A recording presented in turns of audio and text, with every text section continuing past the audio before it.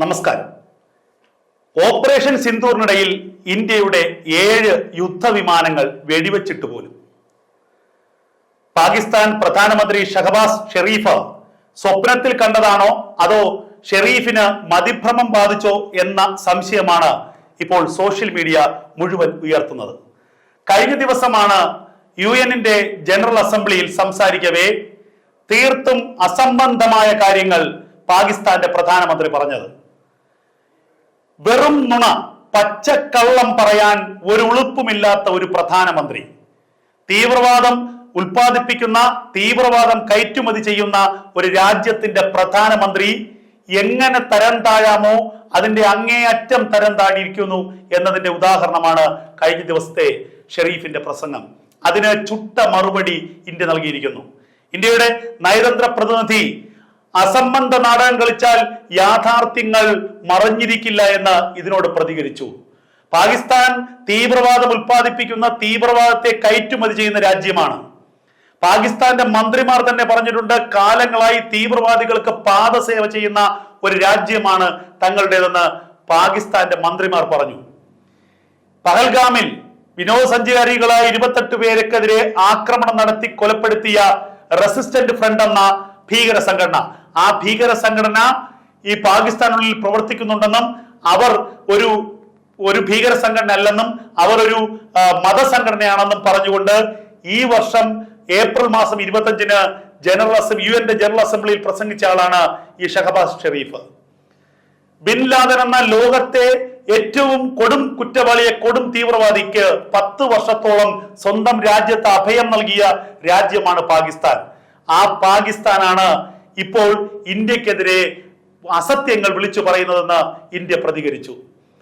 ഷഹബാസ് ഷെരീഫിന്റെ ഏറ്റവും പ്രധാനപ്പെട്ട ആരോപണം രാഷ്ട്രീയ നേട്ടത്തിന് വേണ്ടിയാണ് ഇന്ത്യ പാകിസ്ഥാനെ ആക്രമിച്ചത് എന്നാണ്.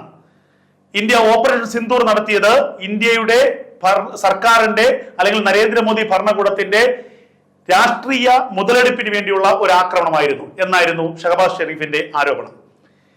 ഇതിന് പിന്നാലെ ഞങ്ങൾ സ്വയം പ്രതിരോധിക്കാനുള്ള ഞങ്ങളുടെ അവകാശം ഞങ്ങൾ പുറത്തെടുത്തു. ഇന്ത്യയുടെ 7 ഫൈറ്റർ ജെറ്റുകൾ ഞങ്ങൾ വെടിവെച്ചിട്ടു. ഇന്ത്യയുടെ 7 ഫൈറ്റർ ജെറ്റുകൾ പോയിട്ട് ഇന്ത്യയുടെ ഒരു മൊട്ടുസൂചി ഒന്ന് തൊടാൻ ഈ പാകിസ്ഥാൻ സൈന്യത്തിന് കഴിഞ്ഞില്ല. നാണം കെട്ട ഒരു വർഗമാണ് ഈ പാകിസ്ഥാൻ സൈനിക മേധാവിമാരും പാകിസ്ഥാൻ ഭരണാധികാരികളും എന്ന് പറയുന്നതിൽ ഒരു തെറ്റുമില്ല. കാരണം ഓപ്പറേഷൻ സിന്ദൂറിന്റെ സമയത്ത് ഇന്ത്യയുടെ ഫൈറ്റർ ജെറ്റുകൾ ഞങ്ങൾ വെടിവെച്ചിട്ടു, ഇന്ത്യയുടെ മിഗ് വെടിവെച്ചിട്ടു, ഇന്ത്യയുടെ മിറാഷ് വെടിവെച്ചിട്ടു. ഇതൊക്കെയാണ് പാകിസ്ഥാന്റെ സൈനിക മേധാവി പറഞ്ഞത്. ഇതെന്താ മറ്റേ ചൈനയുടെ കയ്യിൽ നിന്ന് വാങ്ങുന്ന കളിപ്പാട്ടം പോലെയാണ് പാകിസ്ഥാൻ കണക്കാക്കുന്നത്. ഒരു മിറാഷും ഒരു മിഗും ഒക്കെ വെടിവെച്ചിട്ടു എന്ന് പറയുന്നത്. ഇന്ത്യ കൃത്യമായി പറഞ്ഞു എത്ര ഫൈറ്റർ ജെറ്റുകൾ ഈ യുദ്ധത്തിൽ പങ്കെടുത്തു, ആ ഫൈറ്റർ ജെറ്റുകൾ പറത്തിയ പൈലറ്റുമാർ ആരൊക്കെയാണ്, ആ ഫൈറ്റർ ജെറ്റുകൾ എപ്പോൾ എവിടെ ആക്രമണം നടത്തി, എവിടെ തിരിച്ചിറങ്ങി, തിരിച്ച് ലാൻഡ് ചെയ്തു. ഇത് കൃത്യമായി ഇന്ത്യ പറഞ്ഞു.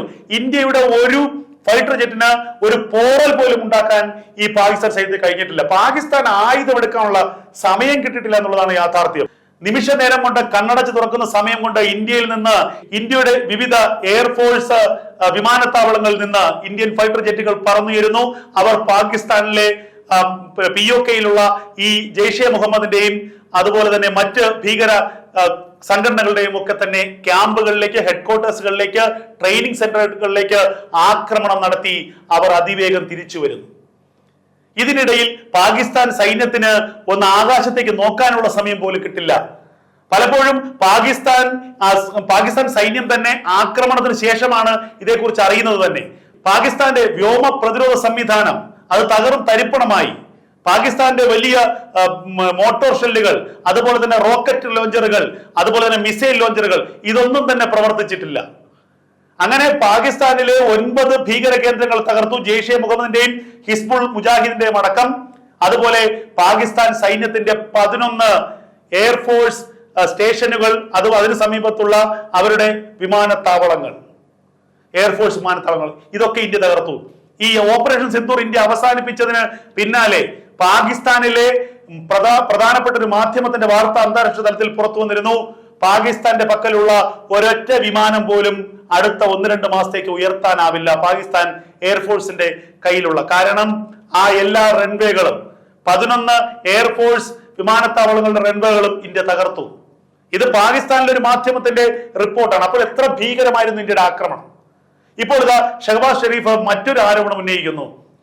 ഇന്ത്യ പാകിസ്ഥാൻ യുദ്ധം അവസാനിപ്പിക്കാൻ ഇടനിലക്കാരനായി പ്രവർത്തിച്ചത് അമേരിക്കൻ പ്രസിഡന്റ് ഡൊണാൾഡ് ട്രംപാണ്.